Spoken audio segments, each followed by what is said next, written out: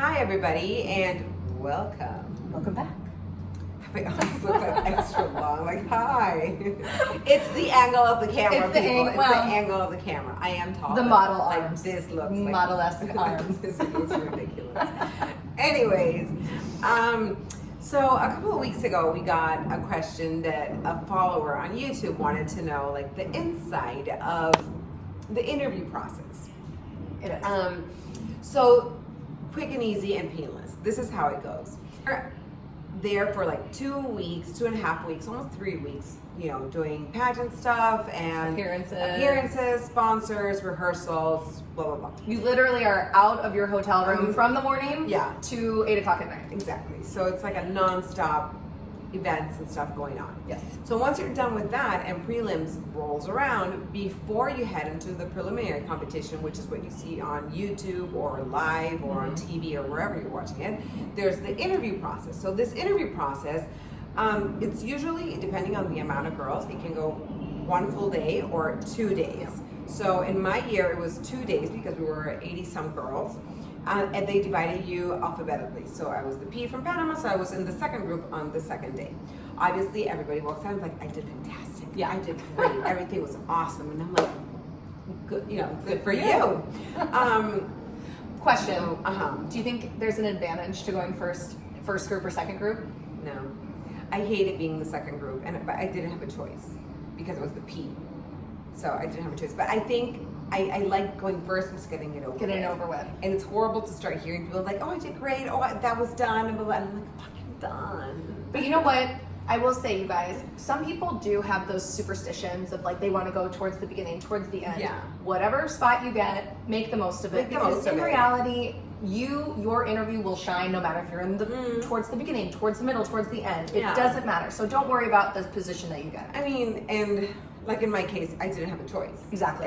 Everything was done alphabetically. So, I mean, I was the P. I was with USA, Venezuela, Vietnam. Like, we didn't have a choice. We're in the bottom. Well, and that's the big dog, big dog group. Yeah. So, I mean, you don't have a choice. So, anyways, in my year, so you walked in, I was in my second group.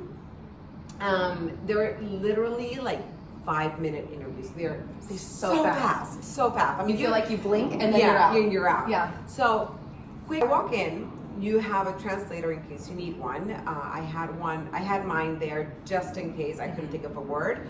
So I would say it in Spanish and he would translate, but thankfully I didn't need to. No. But it was nice comfort to have him.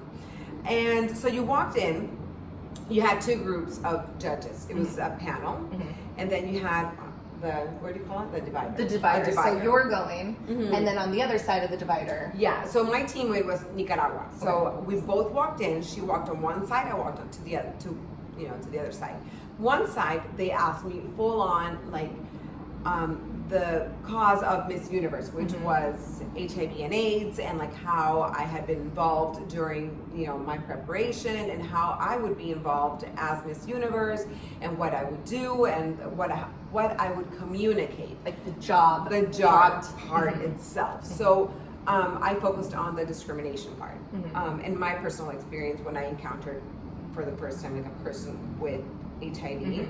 It was like the job interview part. So as soon as you're done with that, like a bell would ring, and then you had to switch sides. Yeah. And then the other part was more like the personal part, like what you wrote on that piece of paper that they give you during registration. So make sure whatever you're writing on there is something that you feel comfortable talking about. Because it will be brought up. It will be brought up. Like my interview was very light. I mean, it was very light. It was very much my personality, and I think in my personal opinion, in my personal case, I think the reason it worked is because I was very honest and very just like direct with my answers. Like I didn't, Well, there's no time to waste. No. You can't sugarcoat. You have to just answer.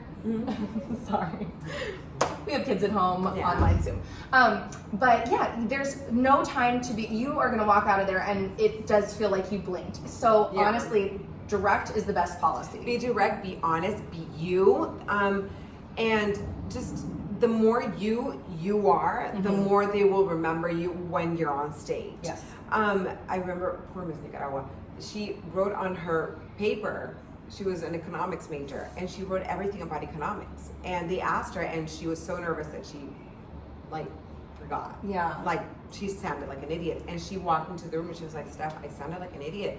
And I mean, I know she's not. Right. But the nerves got to Yeah. her. And I think sometimes, you know, just keep it simple. Show how you respond in a moment of stress, or, you know, if the press is harassing you, like how you would respond to them, or how, like that kind of thing, how you would handle yourself. I think that is more important than anything. Yeah, and again, make sure what you put on your paper is something that you want to talk about, and something that's going to let people get to know you. Because economics is great, it shows that you're intelligent, but that doesn't say anything about you and your personality. So make sure you write things that will convey who you are to the judges. So that is our little behind the scenes for Miss Universe. I will talk another day about my state interview, and there she is. There she is. So you won't want to miss part 2. Thanks for tuning in, guys. We'll see you soon. Bye. Bye.